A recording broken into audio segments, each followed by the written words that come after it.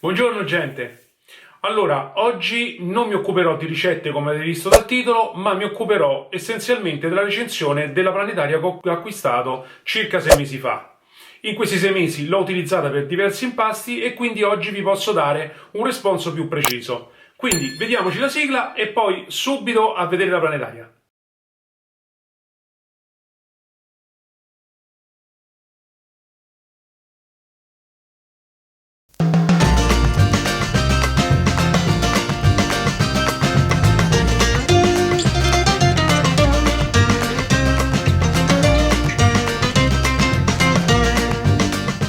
Cominciamo a vedere che cosa c'è all'interno della scatola quando vi arriva a casa, ovvero, oltre alla planetaria, c'è il suo cestello in acciaio inox da 3,9 litri, il filo della macchina dove però ha una presa Siemens e quindi per attaccarla a una presa normale avrete bisogno di un adattatore che io ho comprato a parte, che è questo. Il libretto di istruzioni, chiaramente anche in italiano, con un DVD allegato che però, devo essere sincero, ancora non sono riuscito a vedere. Poi abbiamo una pratica sacchettina, questa, dove dentro ci sono gli accessori, ovvero una frusta per montare la panna, gli albumi e quant'altro, il gancio invece per montare gli impasti più duri come quello del pane o della pizza, e poi un altro accessorio che dovrebbe essere la foglia o la cappa, che dir si voglia, fatta però in una maniera un po' diversa, che serve per fare altre lavorazioni. E per concludere abbiamo il coperchio che viene appunto posto in questa maniera sopra quando c'è da fare le lavorazioni. Io l'ho usato esclusivamente per la panna perché chiaramente schizza molto di più essendo molto più liquida, però per altre lavorazioni non ne ho avuto bisogno. La macchina nello specifico è questa: si preme questo tasto qui sopra per aprire la planetaria e qui chiaramente va montato i ganci o le fruste che dir si voglia. Per richiuderla bisogna sempre ripremere questo tasto e abbassare, e così si blocca. Qui abbiamo invece il selettore delle velocità, si parte da 0 fino ad arrivare a 7. In più ha un altro tasto che è ad impulso, che è questo, quando serve per fare delle lavorazioni dove c'è bisogno magari di impastare per brevissimo tempo a velocità altissima. Qui sopra invece troverete lo sportello per collegare altri accessori come lo spremiagrumi, il tritatutto, il tritacarne, il frullatore e così via. Quindi questa è una macchina che può diventare addirittura un robot completo da cucina. La macchina appoggia sui dei piedini a ventosa, così quando lavora è ben fissata e come vedete insomma è difficile muoverla, bisogna fare una certa forza. E per concludere vi do le dimensioni. Il cestello, che già vi ho detto in precedenza, è da 3,9 litri e le dimensioni della macchina sono 28 x 27 x 28.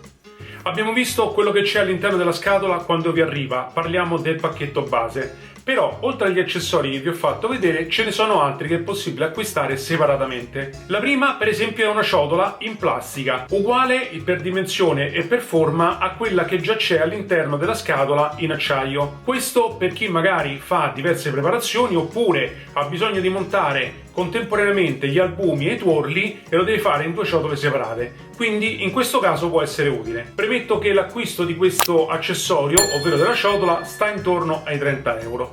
L'altro accessorio di cui vi voglio parlare invece è una frusta con le alette in silicone, e qui partiamo con la nota dolente di questa macchina, l'unica a dir la verità, ovvero quella che c'è in dotazione, che è questa, è praticamente inutile. Cioè riesce a montare, però qual è il problema che crea? È che mentre monta all'interno qui centrale si inserisce anche l'impasto, quindi spesso e volentieri mi è toccato spengere la macchina, aprirla, togliere l'impasto al centro per rimetterlo nella ciotola e poi reimpastare. In pratica allunga tantissimo i tempi di lavorazione. Mentre invece la sorpresa più piacevole è stato quest'altro. Questo è il gancio per il pane, però come vedete è molto sottile. Io quando l'ho visto ho avuto i miei seri dubbi che potesse impastare per bene, perché nelle planetarie che io avevo visto prima di scegliere questa, i ganci che avevano erano ben più massicci. Invece devo dire che quando ho fatto gli impasti sia per il pane classico, il pan bauletto, così mi pare anche per il babka, devo dire che si è comportato benissimo, ha incordato bene l'impasto e non ha avuto nessun problema. Il gancio è rimasto integro, la paura mia è che addirittura si piegasse. Quindi devo dire che questa è stata veramente una gradita sorpresa. Per quello che riguarda le velocità, io sono riuscito a utilizzare fino alla velocità 5 per montare la panna, ma per tutti gli altri impasti sono partito dall'1 fino a massimo al quarto, ma non c'è bisogno di arrivare fino al 7 perché è molto veloce e tra parentesi vibra parecchio la macchina. Bene, io spero di avervi dato tutte le varie indicazioni necessarie. Sono esperienze che ho maturato in questi 6 mesi che ho utilizzato la planetaria, ma nel qual caso doveste avere ancora qualche dubbio o qualche domanda specifica, scrivetemele nei commenti. Bene, noi ci vediamo al prossimo video. Buona giornata a tutti!